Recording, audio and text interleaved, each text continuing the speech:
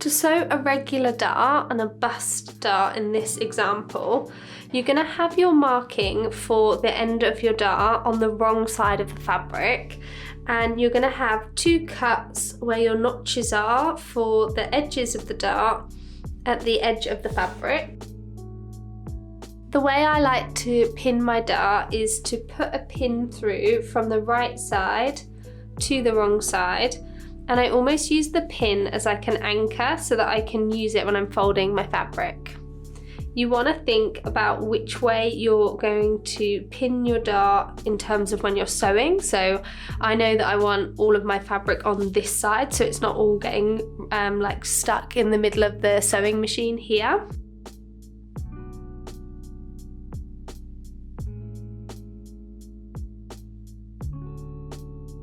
Then I'm going to take a couple more pins, just put them to the side. I'm going to use this pin as my anchor point, and then I'm going to match the notches on the side. So making sure that my notches are together, and then that this is pulled out at the tip of the dart. I'm going to put a pin in here. So it's important to note that you just want to check on your pattern instructions whether the point of the dart here is actually the end of the dart, or some patterns will have it where this is 1.5 or 1.2 stepped back from the tip of the dart.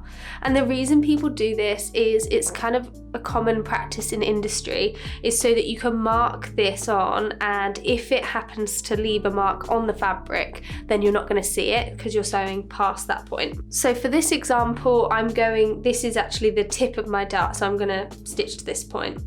So with this in mind, use that as your anchor. I'm going to place a pin just to mark that that's the end of my dart. Now that I've got these 2 pins in, I'm going to wiggle this pin out. Don't need that anymore for my anchor point, and I can put another pin in the middle just to hold that in place. You can draw on your dart if you want to. Just remember that if you're using your final fabric, you want to use a chalk or something that you're going to be able to get rid of.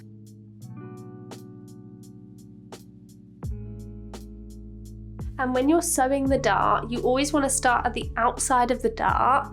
You can do a back stitch at this side and then stitch down towards the tip. And when you get to this point, you want to go right to the edge and then stop, or do 1 stitch over the edge. And you're going to leave your threads nice and long and not back stitch. And the reason that we're not back stitching is because it's difficult to get, when it's so close to the edge, it's difficult to get right back there on the same line that you already stitched. And then that's what kind of leaves a bit of a messy point at the end of the dart. Some people like to use a regular stitch for their dart, and then when it gets towards the end, they like to turn it down to a smaller stitch just to make sure that it's nice and tight and it's not going to come loose. For the toile, we definitely don't need to do that because we might want to unpick this later, so we're just going to leave it as is for now and just use a regular stitch length or a little bit longer than normal.